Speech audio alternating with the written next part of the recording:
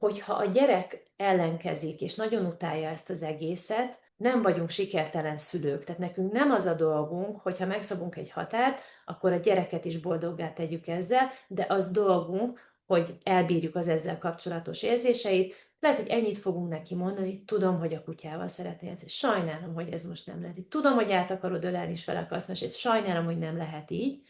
Nem magyarázzuk ennél jobban, azt majd békeidőbe, és azt is ugye elmondjuk 23 millió 210-szer, hogy mit igen és mit nem, de ott, amikor egy gyerek nagyon erősen érez egy helyzettel kapcsolatban, akkor nem az érvekre van szüksége, hanem arra, hogy meg lehessen engedni ezeket az érzéseket. És tudok úgy együttérzően mellette lenni, hogy közben tartom azt a határt.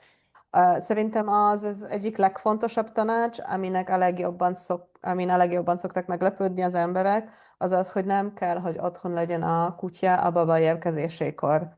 Sőt, az is ilyen most már bevált szakmai ajánlás, hogyha lehet, akkor az első 2-3 nap alatt a kutya egyáltalán ne legyen ott, mert én még nem találkoztam senkivel, aki hazahozta a babát, és azt mondta, hogy hú, de van energiám foglalkozni most kutyával, és levinni napi 3-4-szer. Ott általában eléggé túlélésre játszanak az emberek, és ettől, hogy a kutya csak a 4.-5. napon jön haza, ezen nem múlik semmi.